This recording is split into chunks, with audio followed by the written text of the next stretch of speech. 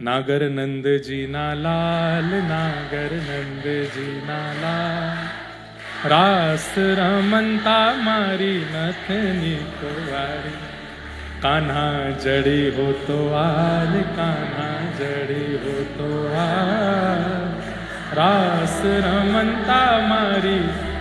आपको पता है ये नरसिंह मेहता का पद है, नरसिंह मेहता जी का पद है ये।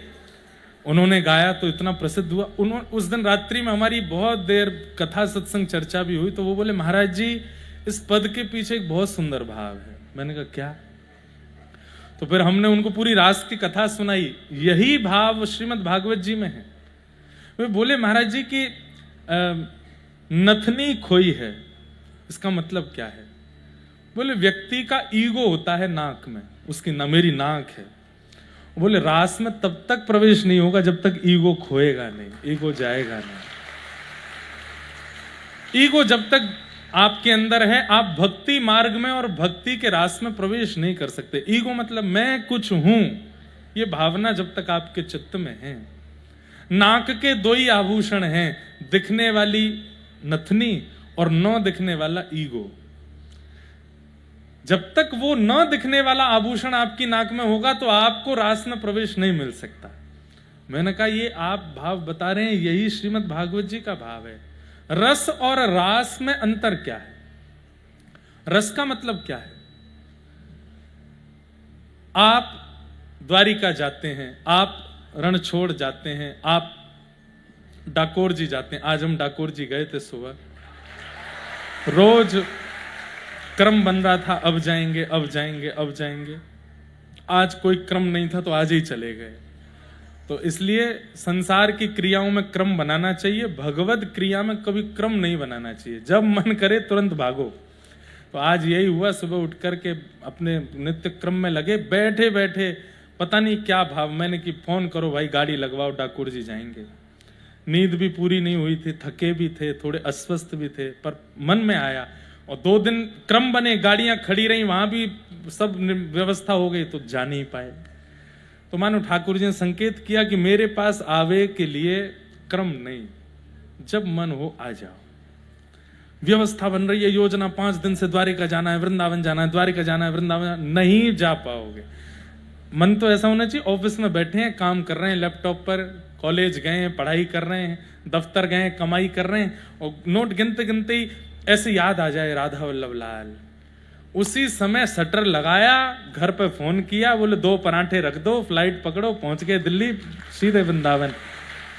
जब योजना बना करके जाओ तो समझो आप वृंदावन गए, और जब बिना योजना के अचानक जाओ तो सोचो ठाकुर जी ने बुलाया। तो रस में और रास में अंतर क्या? आप योजना बना के ठाकुर जी के पास गए, ये रस है। और बिना योजना के, या तो ठाकुर जी ने योजना बना के आपको बुला लिया, या ठाकुर जी आपके पास आ गए, ये रास है, ये रास है। आप बैठे बैठे घर में प्रतीक्षा विचार कर रहे थे, बहुत दिन हो गए महाप्रभु जगन्नाथ जी का दर्शन नहीं किया, पता नहीं इस साल बन पाएगा कि नहीं बन पाएगा। तभी आपके कोई रिश्तेदार, नातेदार, मित्र या कोई, मैं कह रहा हूं फोन ही आ गया, और उन्होंने आके कहा भैया हम जगन्नाथपुरी गए थे, वहां से प्रसाद लाए हैं, कब मिलोगे घर पे, हम भिजवा देते हैं। इसको समझना ये रास है। ठाकुर जी याद कर रहे हैं, ठाकुर जी बुला रहे हैं। रस और रास में यही अंतर है, सीधी बात। आपने योजना बनाई ठाकुर जी से मिलने की, वो रस है। ठाकुर जी योजना बनाए आपसे मिलने की, वो रास है। रामदास बोढ़ाना जी के साथ में रास हुआ, नरसिंह मेहता जी के साथ रास हुआ।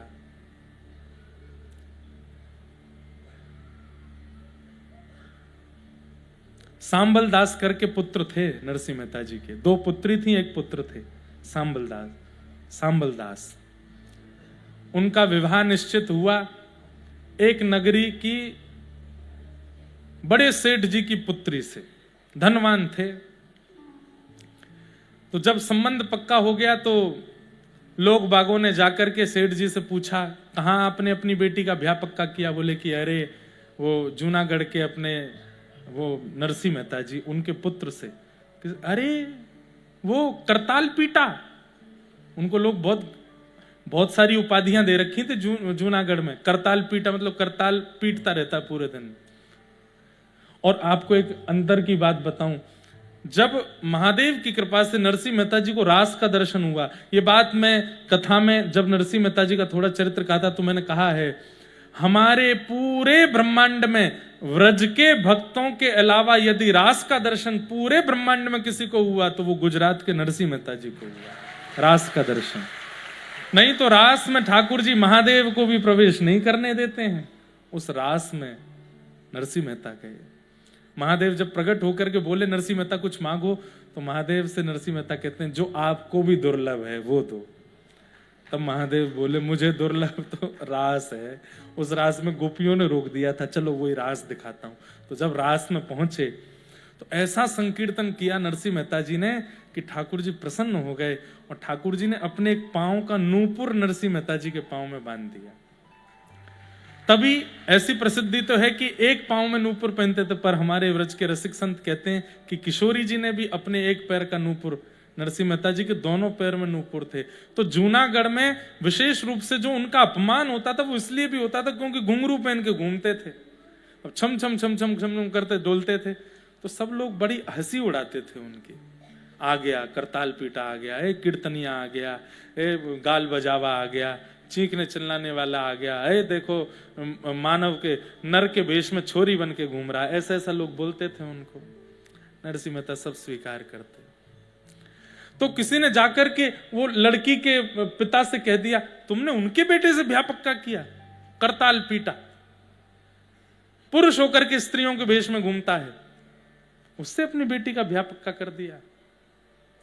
अरे हमने तो ऐसी स्थिति भी सुनी है कि उसके यहां पर एक समय भोजन बन जाए तो दूसरे समय भोजन की व्यवस्था नहीं होती। अपनी बेटी देने से पहले विचार कर लेना। और ये नियम भी है बंधुओं कि पिता को चाहिए अपनी पुत्री अपने से ऊंचे खानदान में भेजे। पुत्र के लिए चाहिए कि भले ही सामान्य कन्या आवे, बहुत धनवान ना हो, बहुत योग्य ना हो, बहुत सुंदर भी ना हो, बस भक्त हो तो पुत्र के लिए योग्य है। लेकिन पुत्री के विवाह में पिता को चाहिए कि ऐसा परिवार लूं जो मुझसे भी अच्छा हो, ऐसी जगह अपनी पुत्री को भेजना चाहिए। तो पिता को चिंता हो गई कि अरे मैं तो नरसिंह मेहता जी की प्रशंसा दो चार लोगों से बोले, वो सब झूठ तुमको बहका दिया है, तुम्हारी पुत्री वहां पे रोएगी अगर ब्याह हो गया तो। हम तो कह रहे हैं ब्याह करने से पहले थोड़ी जांच कर लो। तो पुत्री के पिता बोले मैं ऐसे कैसे संबंध तोड़ दूं, कोई और तरीका नहीं है? बोले हाँ एक तरीका है। बोले क्या? तुम बारात कैसी लेकर के आओ ऐसा पत्र लिख करके उनको भेजो, और उसमें इतनी सामग्री और इतनी योजनाएं बता देना कि नरसिंह मेहता घबरा जाए, अपने आप ही रिश्ता तोड़ दे। बोले प्रारंभ कहां से करें? बोले प्रारंभ यहीं से करो कि 60 वर्ष से जितने भी ऊपर के लोग बारात में आवे आपके बेटे की में, सब हाथी पे चढ़ के आवे, सबके लिए एक एक हाथी होना चाहिए, इतने घोड़े होने चाहिए, इतने ऊंट होने चाहिए, इतनी बग्गियां होनी चाहिए, इतने ढोल ताशे नगाड़े बजाने वाले होने चाहिए। हमारे नगर में आप बारात लेकर के आएंगे तो हमारा मान करने के लिए कम से कम बारातियों के गले में 9-9 लाख के हार होने चाहिए, 9-9 लाख के, ऐसी मणियां होनी चाहिए, ऐसे रत्न होने चाहिए। और दुल्हा अभी तो मतलब ये चली रही है, 2-4 पन्ने तो बारातियों के में ही लिख दिए कि ऐसा ऐसा हो, तो दुल्हा की बारी आई, 4 पन्ने में दुल्हा की ऐसी जूती होनी चाहिए, ऐसा पाग हो, ऐसी घोड़ी हो कि महाराज उसको देख करके, घोड़ी देख करके मूर्छित होने लग जाएं, दुल्हा की तो दूर की बात है। सब पत्र लिख दिया। बोले अब तो नरसिंह मेहता, अरे बड़े बड़े सेठ साहूकार के पास भी पत्र पहुंच जाए तो वो रिश्ता तोड़ देंगे कि भाई हम नहीं कर सकते। नरसिंह मेहता तो तोड़ ही देगा, और इसमें आपकी भलाई होगी कि आपने नहीं तोड़ा, उन्होंने तोड़ा। हाँ भेज दो। पत्र पूरा लगा करके जय श्री कृष्ण ऊपर लिख करके भेज दिया। नरसिंह मेहता बैठे थे, इतने में वो पत्र वाहक पहुंचे।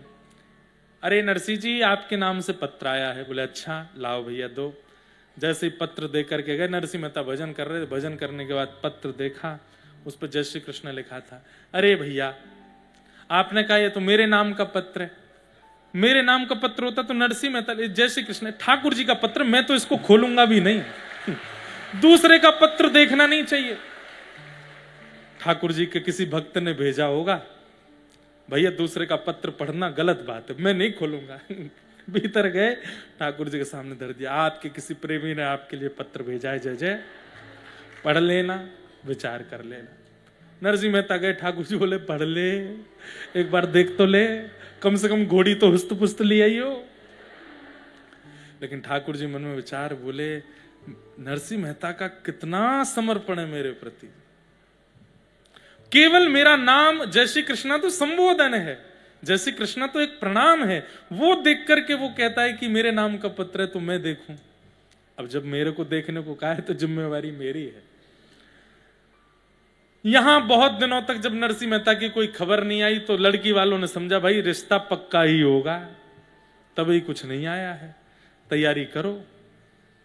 एक आध बार बीच में मिल भी गए तो बोले आपने सब देख हाँ सब ठीक है, हम तो लेके आएंगे अपने बेटे की बारात। ठीक है, तो पढ़ ही लिया होगा।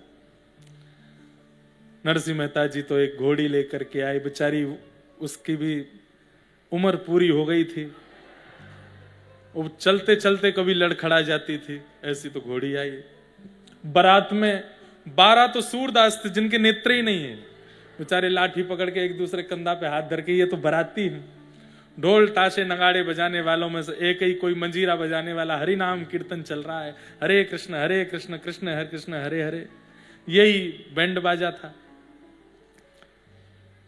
ठाकुर जी ने दाऊ दादा से कही, दाऊ दादा नरसिंह की बारात देखो, बारात कम लग रही है, ऐसा लग रहा है सब्जी मंडी से सब्जी लाई जा रही है क्या, घर के 4-5 सदस्य लेके आ रहे हैं। लेकिन यानी मेरे भरोसे छोड़ दिया तो व्यवस्था मैं ही करूंगा। इतने में ही एक सेठ जी आए, सेठ जी नहीं थे, ठाकुर जी नहीं भेजे, अक्रूर जी जाइए, सेठ जी बनकर। सेठ जी आए, आकर के नरसिंह मेहता जी पहचाना, बोले नहीं भैया, अरे आप वहां कीर्तन करने आए थे, मैं कीर्तन में सबसे आगे बैठा था, मुझे पता चला आपके बेटे का ब्याह है, मैं सेवा करूं थोड़ी, बारात में मेरे भी परिवार के लोग, मेरे भी जन आना चाहते हैं, वो भी चाहते हैं कि आपके साथ आपके बेटे की बारात। अरे चलो भैया कोई दिक्कत नहीं, आ जाओ, थोड़े ढोल ताशे नगाड़े वाले ले आऊं, बोले ले आओ। अब वो तो महाराज लेकर के आए कम से कम 12,000 लोग, ऐसी ऐसी मणियां, ऐसे ऐसे रत्न पहन करके, ऐसे ऐसे सुंदर सुंदर आभूषण पहन करके लोग। नरसिंह मेहता देखें, बोले ये परिवार है आपका? बोले भैया हमारे जो समधी जी हैं उनको कहीं से पता तो करवा दो कि भोजन की व्यवस्था रखी हो उन्होंने। बोले वहां सब व्यवस्था, हमें चलने दो। इतने में ही एक और सेठ जी आए, कहीं दूसरे, अरे नरसिंह जी मैं आपका कीर्तन सुना था वहां पे, बड़ी कृपा, पता चली आपके बेटे का ब्याह है। बोले मेरे पास में कम से कम 100 घोड़ी और ये पशुशाला है, बहुत सुंदर एक घोड़ी है, आपकी आज्ञा हो तो उस पर इनको बैठा दें। बोले हाँ बैठा, मेरे यहाँ हाथी भी हैं, घोड़े भी हैं, आपकी कृपा हो जाए। ये बेचारे सूरदास बिना नेत्रों के लाठी, उस पर बैठा देते हैं इनको। बोले हाँ बैठा दो। हाथी आ गए, घोड़े आ गए, उस पर सूरदास बैठे हैं। महाराज पूरी बारात सजती जा रही है। कोई आया, बोले अरे नरसिंह जी हमने वहां कीर्तन आपका सुना था। बोले हमारा जो है कपड़े का व्यापार है, बहुत बढ़िया अचकन सिलते हैं हम, हमको पता चला आपके बेटे का, हम अचकन बना के लाए हैं, पहना दें? बोले पहना दो। घोड़ी से उतार के अचकन पहना दी सिर पर। महाराज वो सामान्य नहीं थे, वैकुंठ से बनकर के आई है नरसिंह मेहता के पुत्र की अचकन। सोने की जड़ी लगी है महाराज, मणियां चमक रही हैं, ऐसा सुंदर स्वरूप लग रहा है, मोर पुच्छ लहरा रहा है, लग रहा है द्वारिकाधीश ही बैठे हैं क्या घोड़ी के ऊपर। नरसिंह मेहता बोले वाह भैया अपने आप ही बनती जा, हमने तो निमंत्रण ही 4 बनवाए थे, अपने आप ही सब हो रहा है। ये फैला कौन रहा है कि हमारे बेटे का ब्याह है? सब बढ़िया है, ठाकुर जी सबकी कृपा कर रहे हैं। यहां नगर में तैयारी चल रही थी ब्याह की, तो लड़की वालों ने कहा भैया बारात देख तो लें कैसी है। किसी से कहा देख करके आओ, कितनी दूर आ गई। दौड़ करके वो व्यक्ति, अरे सेठ जी कमाल हो गया, कमाल हो गया, क्या कहूं महाराज, ऐसी बारात ऐसी बारात। बोले कैसी? अरे पर्वत पर चलिए, ऊपर से देखनी पड़ेगी, किलोमीटरों लंबी है, दूरबीन लगानी पड़ेगी, तब जाकर के तो बारात दिखेगी, इतनी लंबी चौड़ी और ऐसी बारात। और सुनिएगा, बोले क्या? हाथी देखिएगा, घोड़े देखिएगा, दुल्हा को भी देखिएगा, पर एक बार बारात में सबसे आगे 2 नवयुवक चल रहे हैं, उनको जरूर देखिएगा। ऊपर जाकर के जो वो समधी जी थे, उन्होंने ऐसे कोई लगा करके देखा तो महाराज हाथी घोड़ा और ऐसे ऐसे रत्न आभूषण सब चीज। लेकिन जैसे ही बारात में सबसे आगे देखा श्याम वर्ण गौर वर्ण के दो युवक कृष्ण बलराम नृत्य करते हुए बारात लेकर के चल रहे हैं। नरसिंह मेहता जी के पुत्र की बारात जा रही है, ठाकुर जी नृत्य कर रहे हैं उसमें, और नरसिंह जी को कुछ नहीं पता है। ऐसे नरसिंह जी, ये रास है, इसे रास कहते हैं। आपने कुछ नहीं किया, ठाकुर जी पूरी योजना बना दे रहे हैं आपकी। तो मेरे साथ रस हुआ है, आपके साथ रस हुआ है, पर जितने भक्तों के हम चरित्र सुनते हैं इन सबके साथ रास हुआ है। हम भक्ति के पथ पर इसलिए चल रहे हैं कि हे नाथ, मुक्ति नहीं चाहिए, भुक्ति नहीं चाहिए, बस एक बार हमारे संग भी कुछ रास करो, कोई अनुभव ऐसा कराओ। और होते हैं थोड़े थोड़े रास तो सबके साथ होते हैं। वृंदावन की बहुत याद आई, तभी किसी ब्रजवासी का फोन आ गया। वृंदावन की बहुत याद आई तो ब्रज से कोई आ गया। वृंदावन की बहुत याद आई तो वहां का कोई प्रसाद लेके आ गया। वृंदावन की बहुत स्मृति हुई तो परिवार के किसी व्यक्ति का फोन आ गया, भैया हम ब्रज जा रहे हैं, चलोगे। ये छोटे छोटे रास तो सबके साथ होते हैं, पर वो विशिष्ट रास हो, उसकी इच्छा सबके चित्त में होनी चाहिए। गोपियां रास का अधिकार प्राप्त कर चुकी हैं। ये व्रज की गोपियां कौन है बंधुओं? ये त्रेता के दंडकारन वन के वही संत हैं जो राम जी के दर्शन के इच्छा में रह गए, लेकिन राम जी का दर्शन नहीं हो पाया। तब हनुमान जी ने आकर के इनको सांत्वना दी, आप लोग चिंता मत करो, राघव जी के आपको दर्शन नहीं हुए, प्रतीक्षा करो, अगले युग में भगवान कृष्ण बनकर के आएंगे और आप सब संत व्रज की गोपी बनकर के आओगे, तब ठाकुर जी आपको अनुभव कराएंगे। लोग व्रज की गोपियों पर उंगली उठाते हैं। व्रज की गोपियां ठाकुर जी के साथ नाची, व्रज की गोपियों ने ठाकुर जी के साथ ये किया। अरे तुमको पता क्या है कि कितना तप किया है उन्होंने इस अनुभव को प्राप्त करने के लिए। एक युग की प्रतीक्षा है उन गोपियों की। श्रुति रूपा, स्मृति रूपा ये सारी गोपियां हैं जिनके चित्त में प्रेम, प्रेम कैसा सुनिएगा अभी, ऐसा प्रेम हम आप सबके जीवन में आ ही नहीं सकता, ऐसा प्रेम है इन गोपियों का। इन गोपियों को ठाकुर जी ने आज्ञा दी थी कि मैं शरद पूर्णिमा की रात्रि पर तुम सबको स्वीकार करूंगा। आज जैसे ही पूर्णिमा का चंद्रमा उदयमान हुआ, आकाश में पूर्णिमा जैसे ही पहुंचा, सब गोपियों का चित्त व्याकुल होने लगा कि आज तो वही पूर्णिमा है जिस पूर्णिमा में श्याम सुंदर हमको मिलने वाले हैं। युगों की प्रतीक्षा आज पूरी होने वाली है। इतने में ही कदम्ब वृक्ष के नीचे ठाकुर जी बैठे हैं और सुंदर वेणु को अपने अधर पर धारण करके जैसे ही कोमल छिद्रों को कोमल उंगलियों से आच्छादित किया, प्राण पिरोए वंशी में। आहा, निशम्य गीतम तदनंग वर्धनम व्रज स्त्रिया कृष्ण ग्रहीत मानसा आजग्मुरन्योन्यमलक्षितोद्यमा सयत्र कांतो जवलोलकुंडला। ठाकुर जी ने ऐसी वेणु बजाई। अब बहुत ध्यान से सुनने वाली बात है ये। ठाकुर जी वंशी बजा रहे हैं,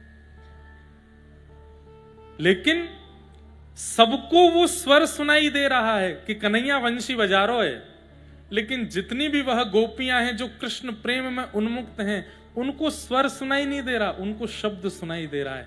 उनके कानों में मानो जाकर के वो वेणु ध्वनि शब्द का रूप ले लेती है और कहती है, अरे गोपी, मैं तेरी प्रतीक्षा कर रहा हूं, जल्दी आ, या वृक्ष के नीचे या वन में तेरी प्रतीक्षा कर रहा हूं, जल्दी दौड़ करके मेरे पास आ। सब गोपियां नहीं भाग रही हैं ठाकुर जी के पास, जिनके कानों में जाकर के वो स्वर शब्द के रूप में जाकर के कह रहा है, जल्दी आ, मैं तेरी प्रतीक्षा कर रहा हूं, वही गोपियां भाग रही हैं। अब इसको आचार्य चरण कैसे बताते हैं कि कथा क्या है? कथा जो वक्ता करते हैं वो एक वेणु रव है। ठाकुर जी वंशी बजा रहे हैं। कई लोगों को लगता है कि केवल 4 घंटा का पास आउट है, व्यास जी बैठ करके 2-4 बातें बोलेंगे, बोल करके अच्छी बातें बोलते हैं, मन को अच्छी लगती है, हम चले जाएंगे, ये भी चले जाएंगे। पर यहां बैठे कई लोग, वो एक शब्द सुनते ही नेत्रों से अश्रुपात होने लगता है, मन विचलित होने लगता है, भावुक होने लगता है, रात की नींदें उड़ जाती हैं। क्यों? क्योंकि वो गोपी है, उसके लिए वो शब्द नहीं है, उसके लिए वो ठाकुर जी की वाणी है। उसको लगता है कि ठाकुर जी मुझे बोल रहे हैं, ठाकुर जी ये मुझे आज्ञा कर रहे हैं, ये मुझसे कही जा रही है बात, मुझे ये करना ही है जो यहां बोल दिया गया है। ये विश्वास उनके चित्त में प्रकट हो जाता है। सबके हजारों लोग कथा सुनते हैं, बुरा नहीं मानिएगा, पिछले 6 दिनों में लाखों लोग कथा सुनकर के बड़ोदरा में गए, पर परिवर्तन 2 के अंदर ही आएगा, ये मैं प्रमाण से कह सकता हूं। 2 से ज्यादा नहीं आएगी संख्या, 2 से ऊपर संख्या नहीं पहुंचेगी। कल कथा पूरी होने दीजिए, वापस लग जाएंगे सब अपने कार्यों में, वापस लग जाएंगे सब अपने उल्टे सीधे खान पान में, वापस लग जाएंगे सब अपनी विषय वार्ताओं में। बहुत कम ऐसा होगा कि परिवर्तन हो, 2-4 ही होंगे जो इस 7 दिन में इतने परिवर्तित हो जाएंगे कि बस अब तो ठाकुर जी के संग रास ही होना है। वो 4 ही हैं जिनको ये कथा कृष्ण वाणी के रूप में लग रही। बाकियों को लग रहा है कि इंद्रेश जी बैठे हैं, वे बैठ करके बोल रहे हैं, या कोई भी वक्ता बैठे हैं बैठ के बोल रहे हैं। नहीं, एक बात बोल दूं, जब आप रास के अधिकारी हो गए होंगे तो आपको कथा पंडाल नहीं लगेगा, आपको रास का ये प्रांगण लगेगा। आपको यहां बहने वाली जो ब्यार है वो ब्यार ना लग के यमुना जी के जल के छींटे लगेंगे। आपको दिखने वाले वैष्णव जन सामान्य ना लग के ब्रजवासी दिखेंगे, और मंच पर बैठकर कथा सुनाने वाला वक्ता कोई वक्ता ना लग करके व्रज की कोई प्रधान गोपी लगेगा जो हमें श्री ठाकुर जी के समीप ले जा रहा है। अरे गिरिराज जी के प्रति यदि पर्वत की और पत्थर की भ्रांति है तो आप अभी भक्त नहीं बने। यमुना जी के प्रति जल की भ्रांति है तो आप अभी भक्त नहीं बने। व्रज रज के प्रति यदि आपकी मिट्टी की भ्रांति है तो आप अभी भक्त नहीं हुए, और ब्रजवासियों के प्रति मानव की भ्रांति है तो आप अभी भक्त नहीं हुए। ठाकुर जी के स्वरूप के प्रति यदि मूर्ति की भ्रांति है तो अभी आप भक्त नहीं। ये सब परिवर्तित हो जाएगा। हम लोग देखते हैं हमारे गिरिराज जी में ठाकुर जी जहां हाथ रखे वहां हाथ का चिन्ह, मन में विचार करता हूं कि इतना निष्ठुर है, ये कैसे हाथ बन गए? क्योंकि ठाकुर जी की गिरिराज जी के प्रति पत्थर की भावना नहीं है, ठाकुर जी की गिरिराज जी के प्रति किशोरी जी के हृदय की भावना है। इसलिए जहां ठाकुर जी हाथ रखते थे वहीं चिन्ह प्रकट हो जाता, जहां चरण रखते थे वहां चिन्ह प्रकट हो जाता था। मन की भ्रांति मतलब ब्रह्म, ये जो वहम हमारे चित्त में है कि ये पत्थर है, ये नदी है, ये व्रजवासी मानव हैं, ठाकुर जी मूर्ति पाषाण है, प्रसाद केवल अन्न है, ये भ्रांति सबसे पहले हमारे चित्त से जाती है, तब समझो कि आप गोपी बन गए हो। आपको यमुना जी जल नहीं लगता है, आपको उसके प्रति साक्षात पटरानी की भावना है। तो ये गोपियां, सबको लग रहा है कि कृष्ण वंशी बजा रहे हैं, पर कुछ गोपियों के चित्त को लगता है कि नहीं, कृष्ण हमें बुला रहे हैं, और वो गोपियां दौड़ पड़ती हैं वृंदावन की ओर। असंख्य गोपियां इकट्ठी हो गई, अर्धरात्रि का समय, ठाकुर जी के सामने पहुंच गई गोपियां। और कैसे पहुंची यहां पर वर्णन किया गया। कोई गोपी गैया का दूध दोह रही थी, कोई सीरा बना रही थी, कोई पति को भोजन करा रही थी, कोई आंखों में काजल लगा रही थी, कोई मांग में सिंदूर भर रही थी, कोई बच्चे को खिला रही थी। और ये सब क्रिया करते करते सब गोपियां दौड़ पड़ी हैं, उन कार्यों को बीच में छोड़ करके आतुर। जैसे ही पहुंची, ठाकुर जी वेणु राव करना बंद कर देते हैं और सब गोपियों को देख करके कहते हैं, स्वागतम वो महाभाग प्रियम किम करवाणि व ब्रजस्यानामयम कश्चित् वृतागमन कारणम। प्रसंग तो देखिए बहुत सुंदर सुंदर बीच में और भी हैं। यहां पर बीच में परीक्षित जी को संशय हो गया, सुखदेव जी कथा सुना रहे हैं, परीक्षित जी बोले, भगवान मैं थोड़ा बात को बीच में रोक रहा हूं, क्षमा कीजिएगा। बोले क्या बात है? ये गोपियां ठाकुर जी के प्रति कांत भाव रखती हैं, ठाकुर जी के प्रति पति का भाव रखती हैं। पति का भाव यदि रखती हैं तो बहुत सारे पहलुओं में दोष आ जाता है। तो कैसे? पहली बात, ये सब शादीशुदा हैं, और ठाकुर जी के प्रति अगर ये पति की भावना रखती हैं तो यहां तो पातिव्रत धर्म नष्ट हो रहा है। और दूसरी भावना, इन गोपियों की भावना में कहीं ना कहीं ठाकुर जी के प्रति काम भाव का दर्शन हो रहा है। ये ठाकुर जी के प्रति काम भावना रखती हैं। मुझे लगता है कि ये तो दोष है। तो कहते हैं सुखदेव जी इतने नाराज हुए, उक्तम पुरस्तादत्ते चेद्यः सिद्धिम यथागतः द्विषन्न ऋषिकेश किमुतादोक्षज प्रिया। बहुत ध्यान से सुनने वाली बात है, सबके मतलब की बात नहीं, पर कुछ लोगों की भ्रांति दूर होगी इस बात से। सुखदेव जी बोले अच्छा, मतलब गोपियां कांत मान करके जा रही हैं, ठाकुर जी के प्रति मान लो कि काम भाव से जा रही हैं, तो तुम्हारे मन में दोष आ रहा है। और वहां रावण 100 गालियां ठाकुर जी को देता है, शत्रु मानता है, तब किसी ने प्रश्न नहीं उठाया। यहां पर शिशुपाल जो बिना 100 गाली दिए पानी नहीं पीता था, उस पर किसी को संशय नहीं है, उस पर किसी को चिंता व्यक्त नहीं होती। जब ये राक्षस ठाकुर जी के प्रति शत्रु भाव रख करके उनको प्राप्त कर सकते हैं, तो गोपियां कांत भाव रख के प्राप्त क्यों नहीं कर सकती? ये उन लोगों के लिए उत्तर है जो कई बार अपने घर के सदस्यों को, मित्रों को टोकते हैं कि तुम ठाकुर जी से प्रेम क्यों करते हो भाई? वो भगवान है, उनके प्रति भगवान भावना रखो। तुम भक्त हो, वो भगवान है। तुम कभी उनसे प्रेम कर रहे हो, तुम अपने आप को उनकी प्रियतमा मान रहे हो, तुम अपने आप को उनका प्रियतम मान रहे हो, तुम अपने आप को उनका भाई, सखा, बंधु मान रहे हो। अरे ये सारा पाखंड है, ये सारा अज्ञान है। इस तरीके का प्रवचन करने वाले लोग यहां पर सुखदेव जी डांट करके कह रहे हैं। और एक शब्द कहा है, व्यास जी मंच पर बैठे हैं, समझेंगे इस बात को। शुकाचार्य जी कह रहे हैं गोपियां कांत मान करके जा रही हैं, नहीं कि मुतादोक्षज प्रिया। अदोक्षज भगवान भी इनको अपनी कांता मानते हैं, इनको अपनी प्रियसी मानते हैं। ठाकुर जी के प्रति प्रेम होना ही प्रेम शब्द को सौभाग्यवंत बनाता है। संसार के प्रति प्यार होता है, आसक्ति होती है, प्रेम नहीं होता। प्रेम कहते किसको हैं? गोपियां परिभाषा देंगी, अभी समझिएगा उस बात को। ठाकुर जी ने कहा आप सब क्यों चली आई इतनी अर्धरात्रि को? अपने पतियों को छोड़ करके आई हो? ठाकुर जी परीक्षा ले रहे हैं। ओहो, आप सब शादीशुदा हो, आप सब पति युक्त हो। अरे कईयों के तो बच्चे भी हैं, कईयों के तो नाती भी हैं। भगवान के रास में कौन सी गोपियां आई हैं? कई लोगों का भ्रम यहां भी टूटेगा। आबाल वृद्ध वनिता, 6 वर्ष से लेकर के 150 वर्ष तक की गोपियां हैं। मतलब 6 वर्ष की वो गोपी भी है जिसको स्त्री पुरुष का भेद नहीं पता, और 150 वर्ष की वो गोपी भी है जिसको 4 गोपियां उठा के चल रही है, दांतें नहीं है मुख में। और 150 वर्ष की गोपी से लेकर 6 वर्ष तक की गोपी, सबके चित्त में कृष्ण के प्रति एक ही भाव है। ये कैसे हो सकता है? ये सांसारी मोह नहीं है, ये सांसारी आकर्षण नहीं हो सकता। अरे कोई दादी अम्मा के समय की बूढ़ी माता जी, अब कोई, और ठाकुर जी की उम्र कितनी है? 6.5 वर्ष के हैं लाला। कितने वर्ष के? नहीं, 7.5 वर्ष के। गिरिराज उत्सव के 1 वर्ष बाद का ये क्रम है। 7.5-8 वर्ष के बीच के हैं ठाकुर जी। 7.5-8 वर्ष के बालक के प्रति कांत भाव आ सकता है?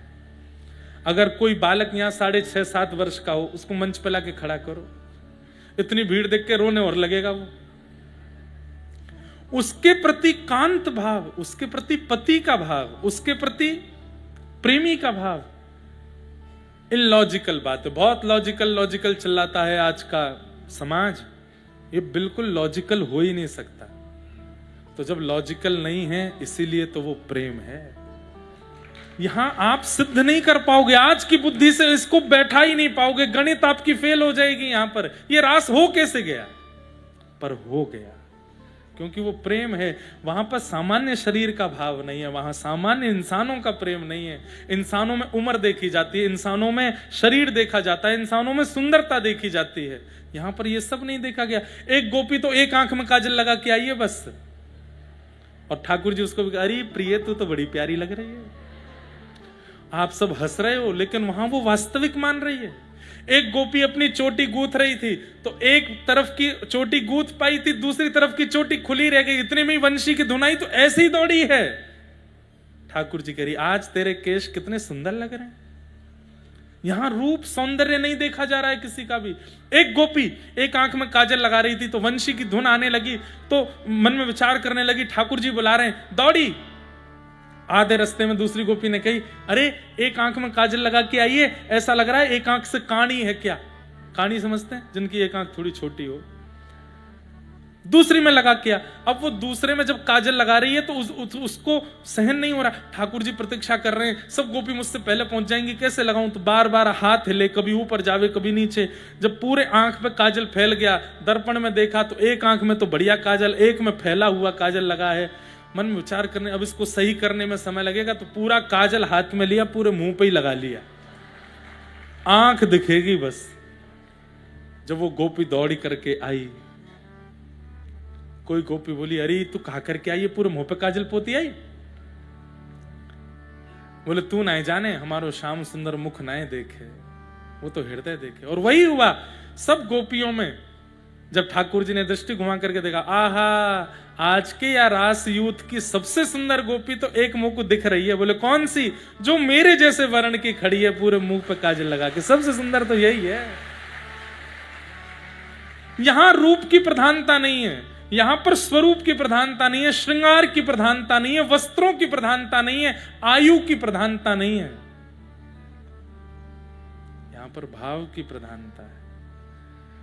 ठाकुर जी गोपियों को थोड़ा परीक्षण करने लगे, तुम सबके पति हैं, बच्चे हैं, फिर भी तुम अर्धरात्रि में मेरे पास आई हो, पातिव्रत धर्म नष्ट हो जाएगा, पाप लगेगा, नरक जाना पड़ेगा तुमको।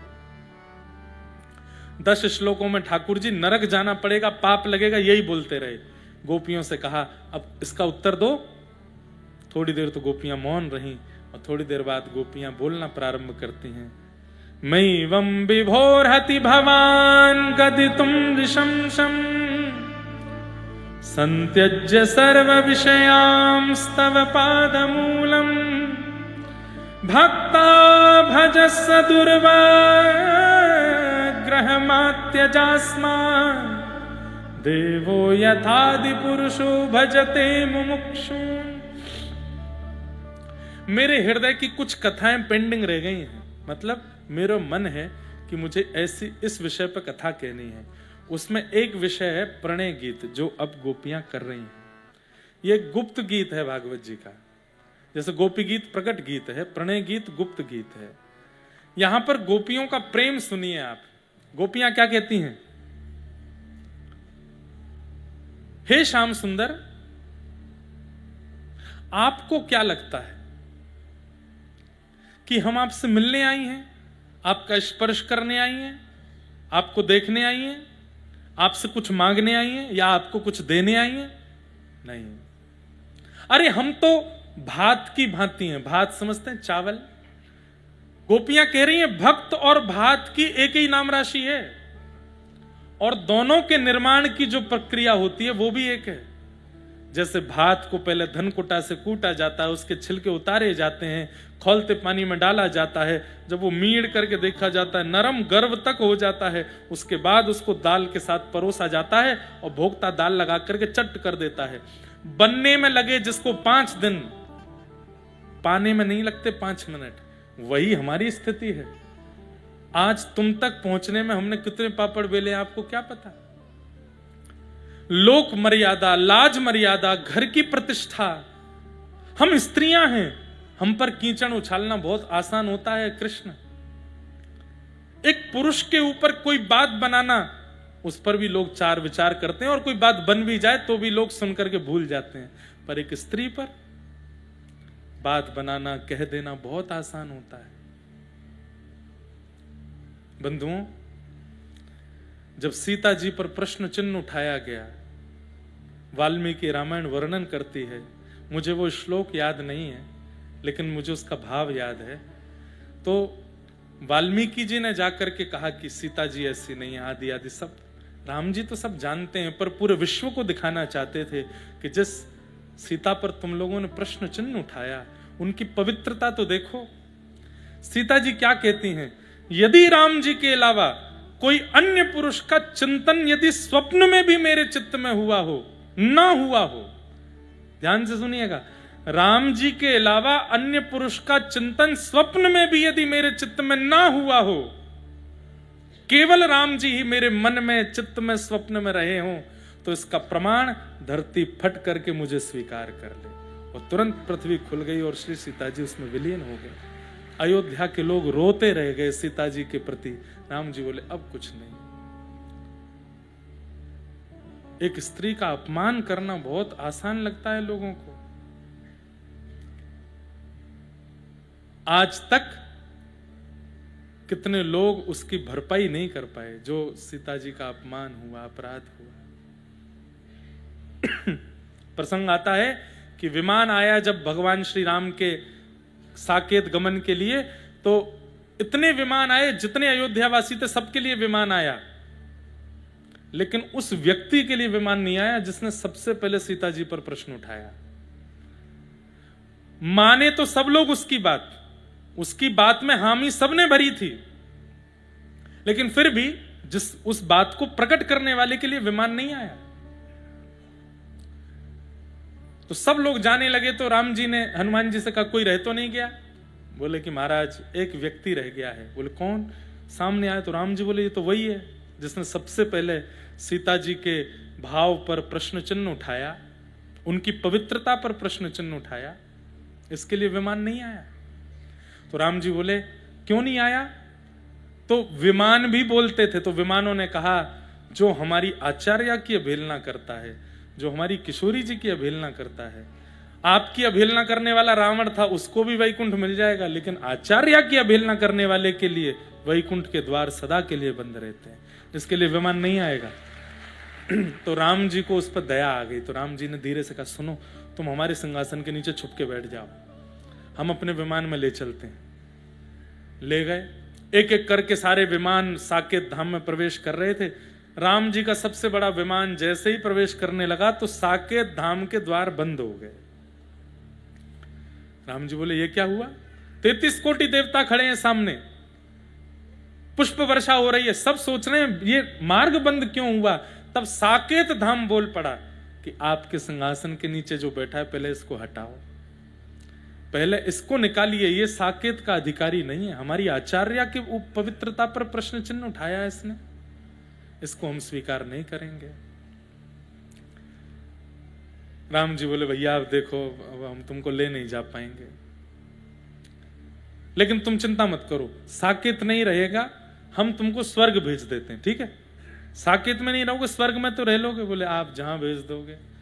हे इंद्र इधर आओ, इसको लेकर के जाओ स्वर्ग में, इसकी बढ़िया खातिरदारी करना, हाँ इसको रखना वहीं पे। इंद्र ने तुरंत अपना मुकुट उतार के चरणों में धर दिया। बोले इसी वक्त इस्तीफा देता हूं, लेकिन स्वर्ग में इसको लेके नहीं जाऊंगा। हमारी किशोरी जी के ऊपर प्रश्न चिन्ह उठाया इसने। ध्यान से सुन लीजिएगा, स्त्रियों के ऊपर निंदा स्तुति करने वाले लोग, क्या होता है उसका परिणाम? उनकी पवित्रता पर प्रश्न उठाने वाले लोग, क्या होता है उसका परिणाम? इंद्र तैयार हैं अपनी पदवी छोड़ने के लिए। कहते हैं, आप सबको पता है, जब आप अपने आसन पर बैठ करके कोई भी जप कर्म करते हैं तो पंडित जी कहते हैं उठने से पहले जल छोड़िए, और जल छोड़ के माथे से लगाइए सम शक्राय नमः। क्यों? सतकृतवे नमः, कि कहीं आपका पुण्य इंद्र ना ले जाए। इंद्र पुण्य क्यों ले जाते हैं? कहीं ये इतना पुण्य ना कर ले कि अगले मनवंतर में ये इंद्र बन जाए। इतनी प्यारी है उनको अपनी गद्दी। इंद्र अपनी गद्दी नहीं छोड़ते, लेकिन सीता जी की अवहेलना करने वाले को स्वर्ग रखना पड़ेगा तो मैं त्याग करने को तैयार हूं। इंद्र ने भी मना कर दिया। तो राम जी बोले चिंता मत करो, हम पे 2 ही लोग हैं, क्या और भी हैं? और दूसरा लोग कौन सा? बोले शिवलोक में रह लोगे? हैं तो वहां पे भूत प्रेत पिशाच, भूत प्रेत रहते हैं, लेकिन हम शंकर जी से कह देंगे भूत प्रेत तुम्हारा कुछ बिगाड़ेंगे नहीं, थोड़ी एक जगह मिल जाएगी, रह लेना, जैसी आपकी आज्ञा। शंकर जी आए, बोले बाबा आए, कहिए राम जी। बोले इसको आप शिवलोक में ले जाओ। शंकर जी बोले मेरी तीसरे नेत्र अभी फड़फड़ा रहा है और त्रिशूल बस तैयार बैठा है, आप इसको हवाले तो करो, मेरे जला के भस्म कर दूंगा इसको। राम जी के पीछे जाके छुप गया। बोले भगवान मुझे बचाओ। बोले भैया अब तो एक ही लोक रह गया है। वो कौन सा? बोले नरक लोक। तुम चिंता मत करो, तुमको खोलते कढ़ाई में नहीं डाला जाएगा, तुमको पकोड़ा नहीं बनाया जाएगा नरक में। नरक के 28 प्रकार के नरकों का वर्णन है ना, बड़ा खतरनाक। तुमको यमराज जी अपने दूतों में शामिल कर लेंगे। भैंसा पे बैठ के यमराज जी आए, बोले इसको ले जाओ यमलोक ले जाओ। बोले महाराज पापियों के लिए है यमलोक, महापापियों के लिए है यमलोक, ये तो जघन्य पापी है। इसने सीता जी के पवित्रता पर प्रश्न उठाया, इसके लिए तो नरक में भी हमारे यहां जगह नहीं है, नहीं लेके जाएंगे। सोचिए। तब राम जी बोले मैं परमात्मा हूं, मैंने ही यमलोक बनाया, मैंने ही स्वर्ग बनाया, मैंने ही साकेत बनाया, मैंने ही शिवलोक बनाया, मैंने पूरा ब्रह्म। मेरी बात नहीं मानोगे? नहीं मानेंगे। तब बोले फिर ये इसको भेजे कहां? पृथ्वी ने पहले ही द्वार बंद कर दी, बढ़िया हुआ ही चला गया, बाहर बना हुआ था। पृथ्वी पर वैसे ही नहीं जा सकता, जाएगा कहां? ब्रह्मांड में थोड़ी लहरता रहेगा। तब सबने मिलकर के कहा, बोले एक ही उपाय है इसको स्वीकार करने का। बोले क्या? यदि जनक नंदिनी जानकी दुलारी श्री जानकी जी अगर इसको क्षमा कर देंगे तो हम इसको स्वीकार करेंगे। तब राम जी उसको लेकर के श्री जानकी जी के पास गए कि इसने अपराध किया, यही है जिसने आपके पवित्रता पर प्रश्न उठाया। जानकी जी तुरंत अपने आसन से उठ गईं, तुरंत उसके सिर पर हाथ फेर, अरे ये तो मेरा बालक है, कोई बात नहीं, मैंने इसको क्षमा किया। जब किशोरी जी ने क्षमा किया तब सारे लोगों ने उसको स्थान दिया। गोपियां कह रही हैं कि स्त्रियों पर बात बनाना तो बहुत आसान होता है नाथ, पर जो बात बनाते हैं वो सावधान रहिएगा, नहीं करना चाहिए। स्त्रियों का सम्मान जिस कुल खानदान या जिस व्यक्ति के द्वारा नहीं होता, उसके हाथ का तर्पण भी उसके पितृ स्वीकार नहीं करते, देवता पूजा स्वीकार करें तो बहुत दूर की बात है। तो हम पर प्रश्न उठाना बहुत बड़ी बात है, लेकिन हम फिर भी लोक लाज मर्यादा की बिना चिंता किए हुए आज सब कुछ छोड़ करके आपकी शरण में आई हैं। आपसे मिलने की इच्छा नहीं है, आपके स्पर्श की इच्छा नहीं है, आपको देखने की इच्छा नहीं है, आपसे सुनने की इच्छा नहीं है। हमारा प्रेम केवल इतना है, एक बार कह दीजिए कि हाँ गोपियों तुम मेरी हो, बस इतना कह दीजिए। ये सुनकर के चली जाएंगी और जीवन भर इसी विचार में रह लेंगी कि आपने हमको स्वीकार किया। हमारा प्रेम केवल इतना है, कोई शिकायत नहीं करेंगी, कोई इच्छा नहीं करेंगी। ऐसा प्रेम हो सकता है किसी का कि तुम बस ये कह दो कि तुमने मुझे स्वीकार किया, अब जीवन में भले ही मुझे दिखना मत, मुझसे मिलना मत, मेरे पास आना मत, मैं इसी भाव में जीवित रहूंगा। ऐसा प्रेम नहीं है संसार का। और चलो मान लो मेरी आज की कथा सुनकर के किसी ने जाकर के अपने किसी मित्र से कह भी दिया, लोग बाग तो ऐसी जल्दी इंप्लीमेंट करते हैं ना ऐसी बातों को। 3 साल बाद, 4 साल बाद, 5 साल बाद, 10 साल बाद क्या तुम उसकी स्मृति से विमुख हो जाओगे? निश्चित हो जाओगे। निश्चित कोई और प्रिय आ जाएगा, निश्चित कोई और आपके हृदय को भा जाएगा। वो प्रेम टिक नहीं पाएगा। पर गोपियां कह रही हैं जीवन में हृदय में स्थान किसी को देंगी नहीं, आपसे कभी मिलेंगी नहीं, बस एक बार कह दीजिए हाँ गोपियों मैंने तुम्हें स्वीकार किया। बस हमारा इतना ही प्रेम है नाथ, इसके अतिरिक्त हमें कुछ नहीं चाहिए। बहुत सुंदर है प्रणय गीत। और फिर अंत में गोपियां कहती हैं हम ज्यादा जिद नहीं करेंगी आपसे, हम जा रही हैं वापस अपने घर, हमारी एक वस्तु आपके पास है वो हमें वापस कर दो। ठाकुर जी बोले क्या है मेरे पास? कि चित्तम सुखेन भवतापहितं ग्रहेषु, हम चली जाएंगी वापस, हमारी एक वस्तु आपके पास है वो वापस कर दो। आज एक बात सुन लीजिए, रुक्मणी मंगल की कथा तो कल ही होगी, आज तो किशोरी जी और ठाकुर जी को विवाह उत्सव कर देंगे यहाँ पे। उसी भाव से श्री ठाकुर जी का विवाह उत्सव हो जाएगा, क्योंकि फिर रेलगाड़ी भागेगी उसमें आनंद आता नहीं। किशोरी जी और ठाकुर जी को कल फिर रुक्मणी मंगल से कथा का भाव प्रारंभ करेंगे। हम प्रेम से रास की कथा कह लें, हमको उसमें सुख मिल रहा है। हमारा तो देखो मन अगर कर जाए, अगर हमें खुली छूट कोई दे दे तो हम प्रथम स्कंद पे ही 7 दिन बोले, हमको उसी में सुख मिल जाएगा, उससे आगे जाने का मन ही नहीं होता। पर क्रम कभी कभी फिर पूर्ण नहीं होते तो कई विद्वान लोग प्रश्न उठाने लग जाएंगे, इसलिए क्रम पूर्ति आवश्यक है। गोपियां कहती हम जा रही हैं वापस, अपने अपने घर जा रही हैं। ठाकुर जी से बोली लेकिन हमारी एक वस्तु आपके पास है, हमें वापस करो। ठाकुर जी बोले मेरे पास क्या है? बोले हमारा चित्त आपके पास है, हमारा मन आपके पास है। बातें ऐसी करो कि ठाकुर जी पे प्रत्युत्तर नहीं रहे दोबारा देने के लिए। अब बताओ गोपियां क्या करिए? हमारा मन आपके पास है, वो हमें वापस करो। अगर हम बिना मन के वापस चली गई तो वैसे ही हमारा जीवन बर्बाद हो जाना है। क्यों? बच्चे कहेंगे मां सीरा बना दो, हम कहेंगे नहीं बनाना। क्यों? मन नहीं है। मन कहां है? मन तो कृष्ण के पास है। पति कहेंगे चलो यमुना तट पर घूमने चलते हैं, हम कहेंगे नहीं जाना। क्यों नहीं जाना? मन नहीं है। मन कहां है? मन तो कृष्ण के पास है। अगर चाहते हो कि हम वापस संसार में चली जाएं तो हमारा मन जो आपने चुरा लिया है उसको वापस करो। ठाकुर जी बोले वो तो मेरे बस में ना है, मैं कैसे वापस करूं? बोले वापस नहीं कर सकते तो हमको स्वीकार करो, हमें अंगीकार करो। ठाकुर जी बोले अरे गोपियों, मैं आज तरण तोड़ करके और शपथ लेकर के कह रहा हूं, मैं आप सबन को स्वीकार कर रहा हूं, आप सब मेरे हो। और जैसे ये बात कहा ठाकुर जी ने कि आप सब, अरे महाराज देश का प्रधानमंत्री अगर भरी सभा में एक का नाम लेके बोल दे कि ये तो मिले हैं, वो व्यक्ति उड़ने लगेगा आकाश में। वो नगर में आदमियों को आदमी नहीं कहेगा। देखी नहीं तेने प्रधानमंत्री क्या बोले? ले सुन क्लिप सुन। और जगत नियंता जगदाधार अगर किसी को कह दे कि तुम मेरे हो तो वो गोपियां नृत्य नहीं करेंगी तो क्या? रास का मतलब नृत्य नहीं है। रास की पूरी परिकल्पना में, रास की पूरी व्यवस्था में जब ठाकुर जी ने गोपियों को स्वीकार किया तो इतनी आनंदित हो गई गोपियां।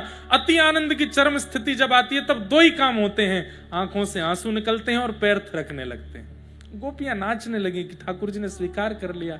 और नृत्य करती हुई गोपियों के पास ठाकुर जी जा रहे हैं, किसी का पल्लू से आंसू पहुंचते हैं, किसी के गले में गलवैयां डालते हैं। गोपियां रो रही हैं, नृत्य कर रही हैं। हमें श्याम सुंदर ने स्वीकार कर लिया आज।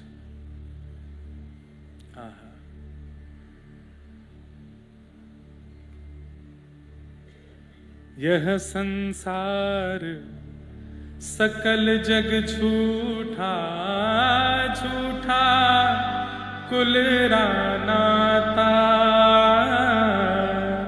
यह संसार सकल जग झूठा, झूठा कुल रानाता। मीराबाई कह रही है, सब लोग गाओ। यह संसार सकल जग झूठा, झूठा कुल रानाता। यह संसार सकल जग झूठा, झूठा कुल रानाता। तो फिर कौन है हमारा? मीरा के प्रभु गिरधर नागर। मीरा के प्रभु गिरधर नागर। मीरा के प्रभु नटवर नागर। मीरा के प्रभु नटवर नागर। हरि चरणा चितराची गिरधर। जन्म मरण रासा थे। गिरधर जन्म मरण रासा थे। गिरधर जन्म मरण रासा थे। गिरधर जन्म मरण रासा थे। हो जाए नाई बिसरू में दिन राती। हो जाए नाई बिसरू में दिन राती। हो जाए नाई बिसरू में दिन राती। हो जाए नाई बिसरू में दिन राती। गिरधर जन्म मरण रासा थे। गिरधर जन्म मरण रासा थी। गिरधर जन्म मरण रासा थी। गिरधर जन्म। एक एक गोपी नृत्य कर रही है, ठाकुर जी उसके पास जा रहे हैं और उसे रास का अनुभव करा रहे हैं। कोई गोपी कहती है अरे लाला मैं तो हार गई, ठाकुर जी उसके चरण दबाते हैं। कोई गोपी कहती है लाला मुझे तो नींद आ रही, ठाकुर जी अपनी गोद में सुला लेते हैं। ऐसे ठाकुर जी रास करने लगे, लेकिन वही हुआ जो नहीं होना था। अभिमान आ गया, गोपियों को लगने लगा त्रिभुवन सुंदर कृष्ण और विश्व मोहिनी हमारे रूप पर आसक्त हो रहे हैं ठाकुर जी। और जैसे ही ये मान गोपियों के चित्त में आया, ठाकुर जी रास के मध्य से अंतर ध्यान हो गए। गोपियां विचरण करती रहीं, ढूंढती रहीं, वही बात, रास रमनता मारी नथनी खोबारी। मतलब वो जो नथनी का मतलब जो मान आ गया, यही तो नहीं चाहिए रास में। बंधुओं, ठाकुर जी आपसे सेवा करा रहे हैं और कभी ऐसा हो गया कि आपने भोजन की थाली ठाकुर जी के सामने रखी, पर्दा किया, 15 मिनट बाद आके देखा चावल चट्ट हो गए, आप क्या करोगे? फोन ला तुरंत वीडियो देखिए मेरे ठाकुर जी ने आज भोग लगाया, पोस्ट करो इसको। आप ये करेंगे, हुआ किसी के साथ नहीं पर ये कर देंगे हम। और फिर हम यही मान में चले जाएंगे कि हमारी भक्ति इतनी प्रिय लगती है ठाकुर जी को कि हमारे घर की रोटी पा रहे हैं। इसी मान के कारण ठाकुर जी, कहीं आपको मान ना आ जाए, यथावत थाली मिलती है 50 मिनट बाद भी, एक तिनका भी ठाकुर। एक बार हमारे व्रज की घटना बताते हैं, श्री राधा रमन लाल जी का राजभोग हो रहा था। ठाकुर जी अपने राजभोग पा रहे थे। नियम है एक समय बांध दीजिए, ठाकुर जी को इतने समय बाल भोग अरोगाना है, इतनी देर राजभोग, और ठाकुर जी को बता दो नाथ हम 20 मिनट बाद आएंगे, आप पाओ प्रेम से। 20 मिनट में एक आध मिनट ऊपर ही हो तभी जाइए, पर उससे फिर पहले मत जाइए ठाकुर जी के पास। क्यों? ठाकुर जी के सब सखा प्रकट होते हैं, सब गोपियां एक साथ चारों तरफ सब बैठ के प्रेम से पाते हैं फिर। और फिर जब जाओ तो बाहर से ताली बजा दो, घंटी बजा दो, ठाकुर जी कह दो ठाकुर जी हम आ रहे हैं, आप सचेत हो जाओ। ठाकुर जी फिर से अपने स्थान पे आके बैठ जाएंगे, आप भोग की थाली ले जाओ। तो हमारे वृंदावन में एक बार ऐसी घटना हुई, राधारमन, मैंने गुसाइयों से सुनी, सत्य है, सत्य ही है। राधारमन लाल जी की प्रसादी चल रही थी भोग भीतर, और गुसाई जी को समय पता है कि इतनी देर बाद ठाकुर जी के समीप जाना है। किसी और गुसाई से बात करते करते करते उनको लगा कि समय पूरा हो गया, और समय पूरा हुआ नहीं था। इतने में ही जैसे ही उन्होंने भीतर प्रवेश किया तो क्या पाया, श्री राधा रमन लाल जी के ओष्ठ के पास में चावल का एक तिनका यहां चिपका हुआ है। ठाकुर जी प्रसाद पा रहे थे, बीच में ही पहुंच गए। कैसे पहुंच गया? तो ठाकुर जी की अपनी अवधि है। अब उसके ऊपर यदि कोई व्यक्ति मान कर लेता है तो ठाकुर जी को प्रिय, इसलिए ठाकुर जी मूर्ति मनते ही रहते हैं, कुछ कहते नहीं। गोपियों के चित्त में मान आ गया कि हम बड़ी सुंदर हैं, इसलिए ठाकुर जी रास कर रहे हैं। ठाकुर जी बोले अच्छा, सुंदर हो तो अपना रूप दर्पण में जाके देखो, किसी का काजल फैला है, किसी के बाल खुले हैं, किसी, इसमें सुंदरता देखूंगा मैं। मान, ठाकुर जी अंतर ध्यान हो गए। गोपियां यत्र तत्र ढूंढती रहीं। मान क्यों आया?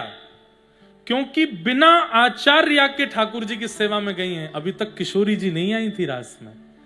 इसलिए मैं निवेदन करता हूं, सेवा में जाने से पूर्व, ठाकुर जी के कपाट खोलने से पूर्व, पहले नेत्र बंद करके अपने गुरुदेव का स्मरण करो और गुरुदेव से कहो अगर आज सेवा में कुछ विलक्षण हो जाए तो हे गुरुदेव मेरे चित्त में मान मत आने दीजिएगा।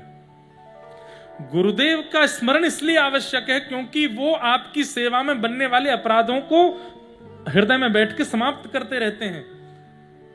किशोरी जी आचार्य हैं, किशोरी जी गुरुदेव हैं। गोपियों बिना किशोरी जी के रास में चली गई हैं। अब जब ढूंढते हुई गई, श्याम सुंदर तो मिले नहीं, तभी बोली किशोरी जी के पास चलो। यमुना तट पर किशोरी जी बैठी थी। गोपियों ने जाग करके कहा, हे सुन राधिका दुलारी, तेरे द्वार का भिखारी हूं मैं, श्याम का पुजारी, पीड़ा है श्याम ना मिला हमें, श्याम ना मिला हमें, श्याम ना मिला हमें, श्याम ना मिला। हम सोचते थे कान्हा कहीं कुंजन में होगा, हम सोचते थे कान्हा कहीं कुंजन होगा। अभी तो मिलन का हमने सुख नहीं भोगा। अभी तो मिलन का हमने सुख नहीं भोगा। सुन के प्रेम की परिभाषा, सुन के प्रेम की परिभाषा, मन में बंधी थी जो आशा, मन में बंधी थी जो आशा, आशा हुई रे निराशा, झूठी दे गया दिलाशा हमें, श्याम ना मिला हमें, श्याम ना मिला। हे सुन राधिका दुलारी, सुन राधिका दुलारी, तेरे द्वार का भिखारी, तेरे द्वार का भिखारी, तेरे श्याम का पुजारी, पीड़ा है हमारी हमें, श्याम ना मिला हमें, श्याम ना मिला। गोपियां रुदन करने लगी। जयति तेधिकं जन्मना व्रजः, श्रयत इंदिरा सस्मदत्र दैतदृश्यता दीक्षुतावक स्त्वयि धृता सव स्वां विचिन्वते। सरदुदाशये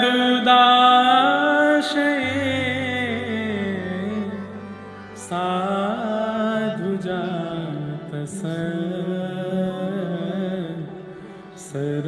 सरसिजोदर शेमुषादृश। गोपियों ने गोपी गीत गाया। बंधुओं, ये वो शब्द हैं जिन्होंने ठाकुर जी को प्रकट किया। जैसे ही गाया, ताशामाविर्भूत सौरी स्मयमाय मुखाम्भुज पीतांबरधर श्रगवी साक्षान् मन्मथ मन्मथ इति गोप्यः प्रगायन्त प्रलपस्त्यंश्च चित्रधा रुरुदो स्वस्वरं राजन् कृष्ण दर्शन लालसा। व्यक्ति जब संसार के लिए रुदन करता है तो कंसुरा बेसुरा रोता है, लेकिन जब वो ठाकुर जी की याद में रोता है ना, उस समय उसका मुखमंडल और उसका स्वर सब सुरयुक्त होता है, भावयुक्त होता है। बंधुओं, एक बात कहें, पूज्य बापू एक बार अपनी कथा में कह रहे थे, यदि किसी को ठाकुर जी की कथा सुनते सुनते रोना आ जाए, ठाकुर जी की धाम की याद आ जाए, ठाकुर जी के जनों की याद आ जाए, ठाकुर जी की लीला की स्मृति होने लगे और वो रुदन में बन करके प्रकट होने लगे, तो समझना ठाकुर जी आपको छू रहे हैं, ठाकुर जी आपको स्पर्श कर रहे हैं। और भगवत विरह में किया गया रुदन स्वर युक्त होता है। ठाकुर जी के विरह में किया गया जो रुदन होता है उसमें व्यक्ति चीखता चिल्लाता नहीं है, बुरी तरह व्यथित नहीं होता, बस वो रोता है भावुक होकर के, और उसको उसमें सुख मिलता है। दुनिया के लिए रोने में लगता है कोई आके मुझे शांत कर दे, और ठाकुर जी के लिए रोने में लगता है मुझे छेड़ो मत, थोड़ी देर रोने दो, थोड़ा रुदन कहने दो।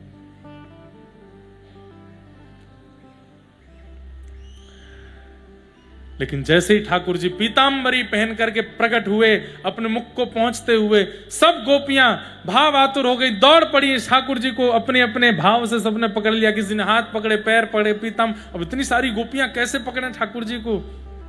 इतने में ही ठाकुर जी सब गोपियों को बोले रुक जाओ, इतने व्यथित मत हो, मैं आप सबसे वचन देता हूं, आपके ऋण से मैं कभी उऋण नहीं हो पाऊंगा। और बंधुओं फिर क्या हुआ? रास में तो एक कृष्ण अनेक गोपियां थीं।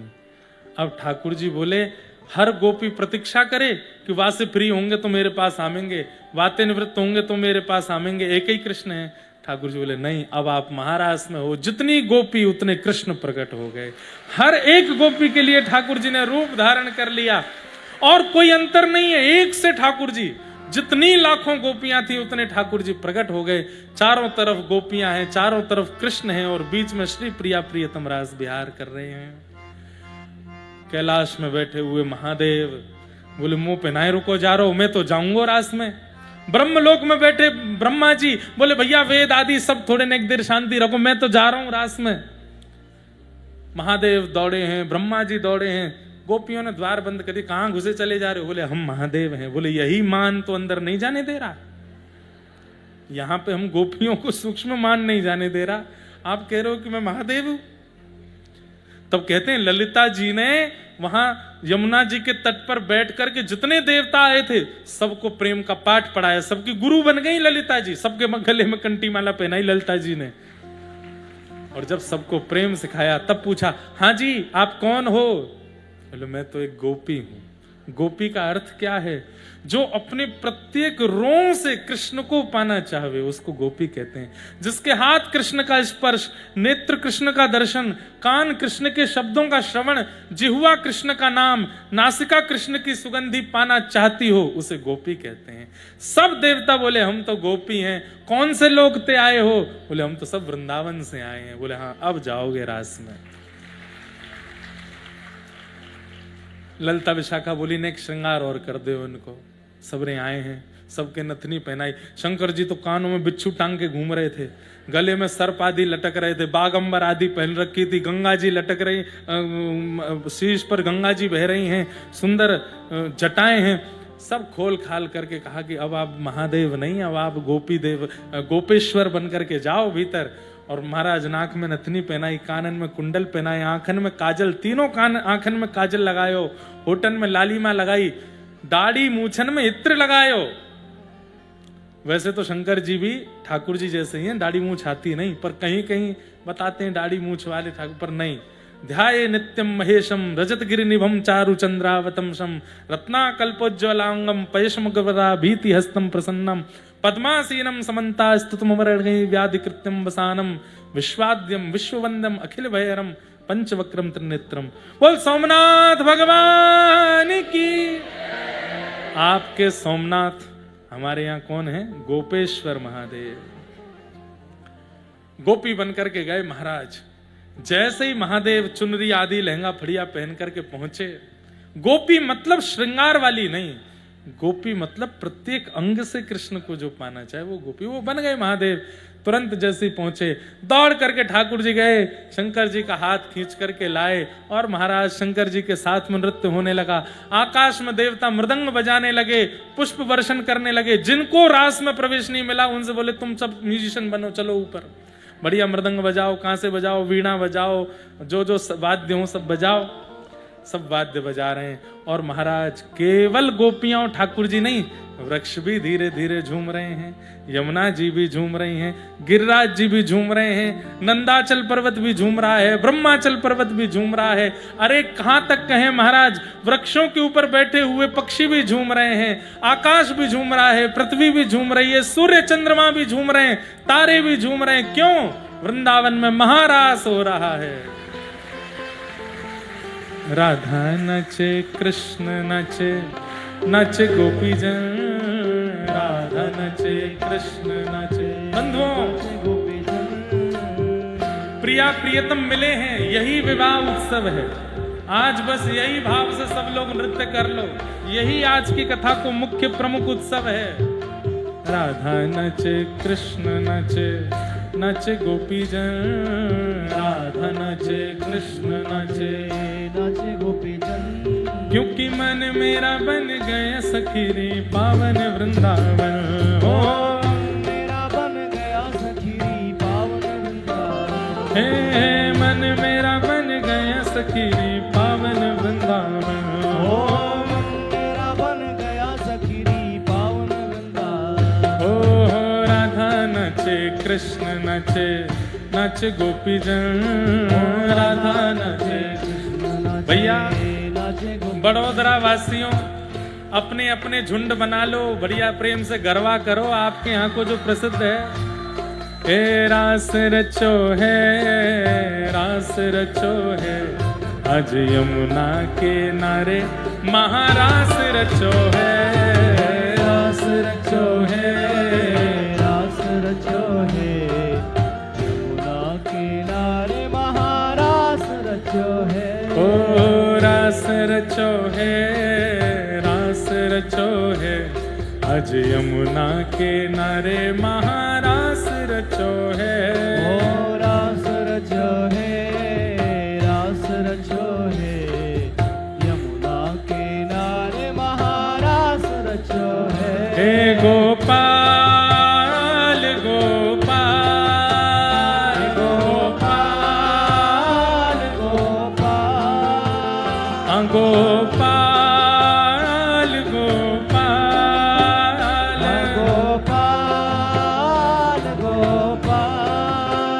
हे गोपाल लाल झूमे वृंदावन में आज। चलो चलो सखी, चलो चलो सखी, चलो चलो सखी, देख आवे रास बिहार आज रे।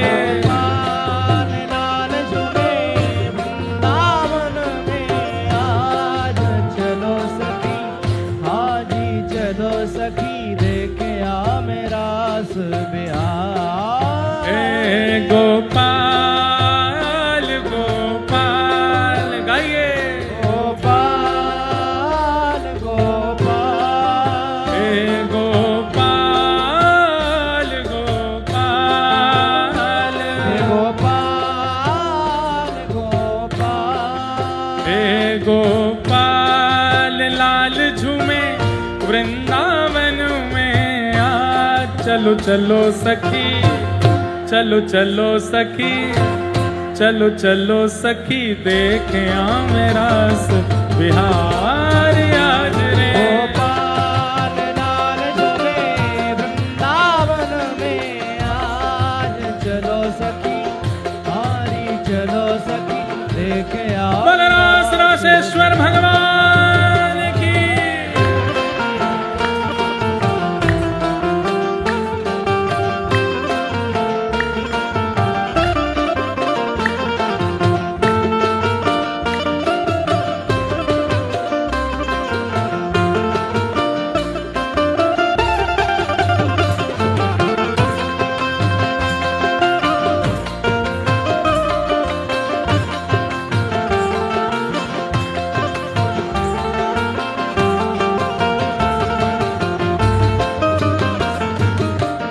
चंद्र किरण सा श्याम सलोना, दो आंखें गजरारी। चंद्र किरण सा श्याम सलोना, दो आंखें गजरारी। ओ ठुमक ठुमक नाचे गोपियन के संग जग का पालन हारी। ठुमक ठुमक नाचे गोपियन के संग जग का पालनहारी। ओ रास बिहारी संग राधा सुकुमारी। रास बिहारी संग राधा सुकुमारी। हे रास बिहारी संग राधा सुकुमारी। रास बिहारी संग राधा सुकुमारी। ओ व्रज में विराजे रे श्याम संग राधा नाचे रे। श्याम संग राधा नाचे।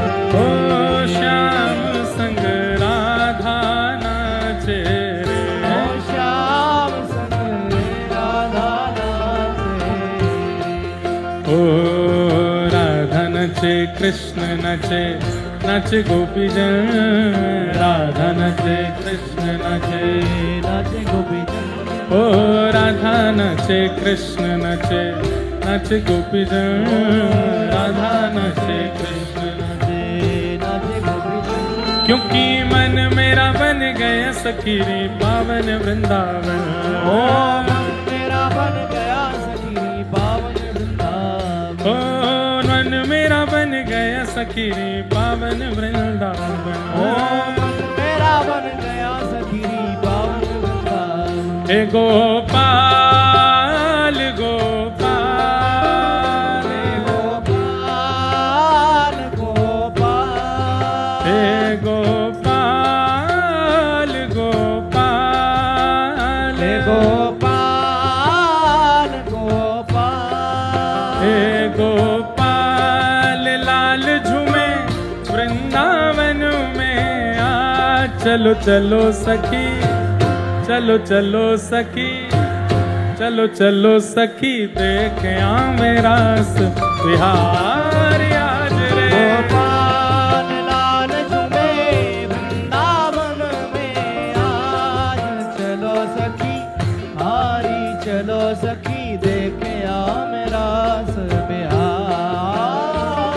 गोपाल लाल झूमे वृंदावन में आज। चलो चलो सखी हारी चलो सखी देख मेरा बिहार आज रे। गोपाल लाल झूमे वृंदावन में आज। चलो सखी हारी चलो सखी देखे आ मेरा बिहार। द्वारिका नो नाथ मारो राजा रण छोड़ छे એને મને માયા લગાડી રે. દ્વારિકાનો નાથ મારો રાજા રણ છોડ છે, એને મને માયા લગાડી રે. એને મને માયા લગાડી મારા વાલા. એને મને માયા લગાઈ મારે વાલા. એને મને માયા લગાડી મારા વાલા. એને મને માયા લગાઈ મારા વાલા. એને મને માયા લગાડી રે. એને મને માયા લગાઈ હે રે. બ્રજનો ગોપાલ મારો રાજા રણ છોડ છે, એને મને માયા લગાડી રે. બ્રજનો ગોપાલ મારો રાજા રણ છોડ છે, એને મને માયા લગાઈ રે. હે દ્વારિકાનો નાથ મારો રાજા રણ છોડ છે, એને મને માયા લગાડી રે. નાથ મારો રાજા રણ છોડ છે, એને મને માયા લગાઈ રે. ઓ નગર નંદજીના લાલ, નગર નંદજીના લાલ, રાસ રમતા મારી નથની કોવારી. નગર आपसे गाओ. देखो हमें भी गुजराती कम आती है, हमारे संग वालों को भी कम आती है, आपको तो आती है. हम ऐसे ही रास कर लेते हैं कि आप हमारे पीछे गाओ ऊंचे स्वर में. हो काना जड़ी हो तो आर काना जड़ी हो तो आ रास रमनता मारी नथनी को वाड़ी काना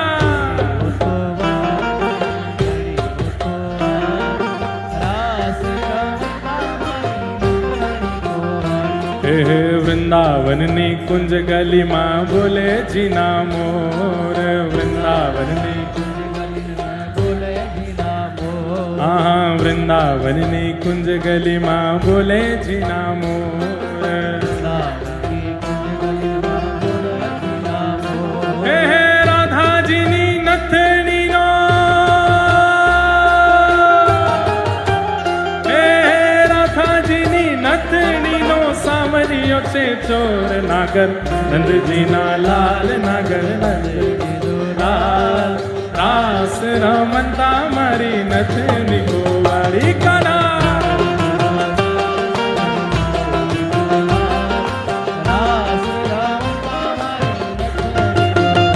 काना जड़ी हो तो आर काना जड़ी हो तो आर रास रमनता मारी नथनी को वाड़ी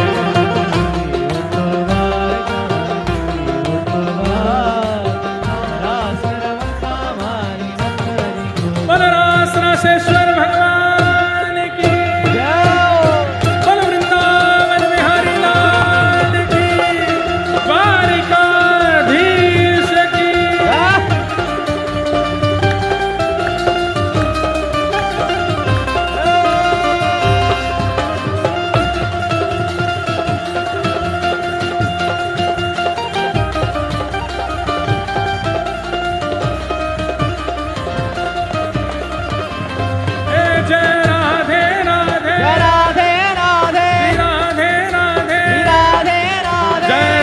बिहारी जय जय रमण बिहारी राधा वल्लभ बिहारी जय राधे राधे जय राधे राधे श्री राधे राधे जय राधे राधे ओ जय राधे राधे श्री राधे राधे जय राधे राधे